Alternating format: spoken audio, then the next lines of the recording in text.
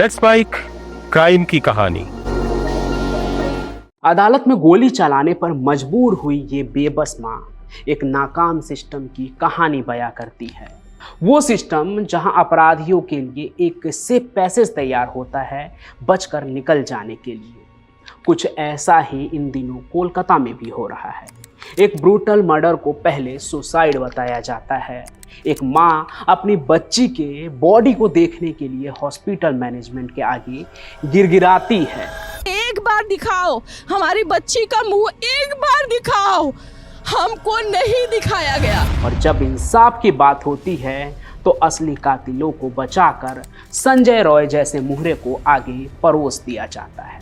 फिर इस नाकाम सिस्टम के आगे इंसाफ की उम्मीद अदालत की एक तारीख पर होती है और उस तारीख पर भी वकील मुजरिम को अपने दलील से बचाकर ले जाते हैं। ऐसे में इंसाफ के आगे बेबस माँ बाप टूट जाते हैं।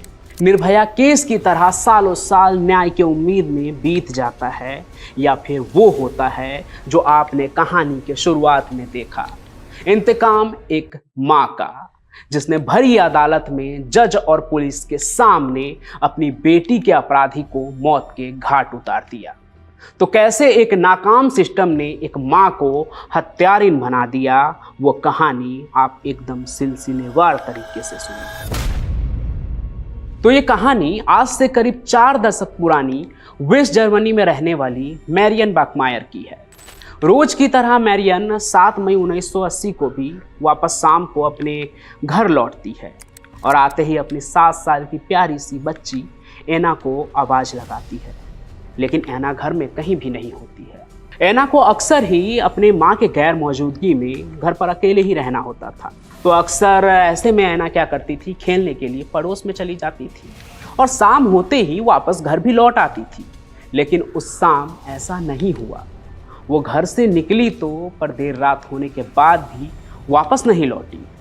मैरियन उसे ढूंढने की काफ़ी कोशिश करती है, पर एना आस पड़ोस में कहीं भी नहीं मिलती है। फिर अंत में जाकर वो पुलिस के पास पहुंचती है, उसके गुमशुदा होने की रिपोर्ट लिखवाती है, इस उम्मीद में कि पुलिस वाले उसे ढूंढ ही लेंगे। उस एना को जिसे मैरियन जान से भी ज़्यादा प्यार करती थी।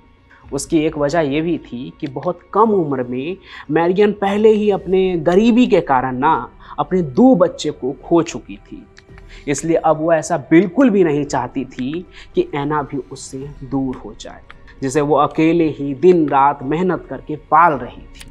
लेकिन इस वक्त एना को सही सलामत ढूंढ कर लाने के लिए मैरियन हर तरीके से पुलिस के ऊपर डिपेंड थी। इधर पुलिस की ढीली ढाली खोजबीन चल रही थी और तभी एक दिन एक आदमी पुलिस के पास पहुंचता है और शक जताता है अपना कि उसे ऐसा लगता है कि हो ना हो एना को गायब करने के पीछे उसके ही पड़ोसी क्लॉस गैब्रोस्की का हाथ है। वो इसलिए क्योंकि वो एक हिस्ट्री सीटर था।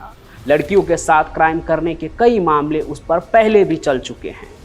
पुलिस के ऊपर एना को ढूंढने का काफ़ी प्रेशर था, तो उन्होंने गैब्रोस्की से पूछताछ शुरू कर दी, जिसमें उसके हरकतों को देखकर पुलिस का शक और भी गहरा गया। जिस तरह से वो बात कर रहा था वो बहुत ही अजीब था। फिर आगे जब उससे सख्ती से पूछताछ हुई तो मैरियन के कलेजे के टुकड़े टुकड़े हो गए, क्योंकि गैब्रोस्की ने मैरियन की फूल जैसी 7 साल की बच्ची एना के साथ रेप किया और फिर उसे मारकर पास के नहर में ठिकाने लगा देता है। पुलिस के सामने गैब्रोस्की के कबूलनामे ने एक ही झटके में मैरियन की पूरी जिंदगी तबाह कर दी, उसके जीने की उम्मीद ही खत्म कर दी। हालांकि पुलिस ने गैब्रोस्की को गिरफ्तार कर लिया था और रोज ही एना के रेप और मर्डर को लेकर अदालत में तारीख लगती और रोज ही सुनवाई होती, और उस सुनवाई में मैरियन किसी लाश की तरह इंसाफ की उम्मीद में अदालत में खड़ी रहती थी कि किसी दिन तो जज साहब अपने कानून का हथौड़ा चलाएंगे और कहेंगे कि एना के साथ हैवानियत करने वाले को फांसी की सज़ा मुकर्रर की जाती है। लेकिन कोर्ट में गैब्रोस्की का वकील कानून का दांव पेच ऐसे खेलता है कि सज़ा तो छोड़िए, नौबत ये आने लगती है कि ऐसा लगने लगा था कि एना का अपराधी छूट जाएगा, आज़ाद हो जाएगा। दरअसल ऐसा इसलिए क्योंकि ऐसे मामले में गैब्रोस्की पहले भी कानून के लपेटे में आ चुका था और तब सजा से बचने के लिए उसने मेडिकली खुद को नपुंसक बना लिया और वो सजा से बच गया। ऐना के मामले में भी उसने यही तरकीब खेला। पुलिस के सामने तो उसने सब कुछ कबूल लिया, लेकिन अदालत के अंदर वो उल्टा 7 साल की बच्ची पर ही आरोप लगाने लगा कि वो उसे ब्लैकमेल कर रही थी, उससे पैसे ऐंठ रही थी। इसलिए उसने गुस्से में आकर ऐना का कत्ल कर दिया। अदालत के अंदर गैब्रोस्की का वकील भी उसे पागल बनाने की चाल चलने लगा ताकि ऐना के रेप और कत्ल के मामले में भी वो फिर से बच जाए सजा से, जैसा वो पहले के केस में भी कर चुका था। सिस्टम के साथ खेल चुका था वो अपराधी। आगे उसके वकील ने अदालत में ये दावा कर दिया कि नपुंसक बनने के प्रोसीजर के चलते गैब्रोस्की का हार्मोन संतुलन जो है ना वो बिगड़ गया है। इसी चलते उसे गुस्से का भयंकर दौरे पड़ते हैं और इसी मेडिकल कंडीशन के वजह से ही ऐना के साथ भी ऐसा हो गया।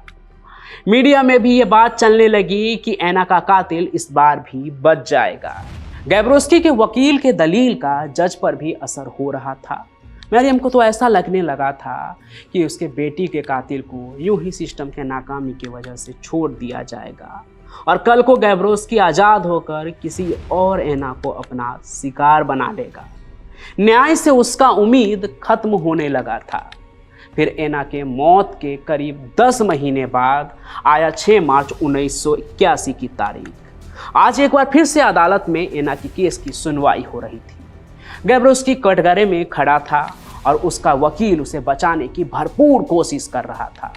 आज भी मरियम खड़ी थी, लेकिन अब उसे नाकाम सिस्टम से न्याय की कोई उम्मीद नहीं थी। वो आज अपना इंतकाम लेकर इंसाफ लेने आई थी खुद से। तो उस रोज कोर्ट में लंच ब्रेक के बाद जब सुनवाई दोबारा से शुरू हो रही थी, तब मरियम ने अपने पर्स से .22 कैलिबर की बेरेटा पिस्टल निकाली और कटघरे में खड़े गैब्रोस्की को गोली मार दी। मरियम के मन में गुस्सा इतना था, इस कदर था कि वो एक गोली पर नहीं रुकी, बल्कि भरे अदालत में जज और पुलिस के सामने 8 की 8 गोलियां गैब्रोस्की के सीने में उतार देती है ताकि उसके बचने की कोई उम्मीद ही न रहे। और फिर उसकी लाश को मरियम नफरत भरी नजर से देखती है और कहती है, सुअर तू यही डिजर्व करता था।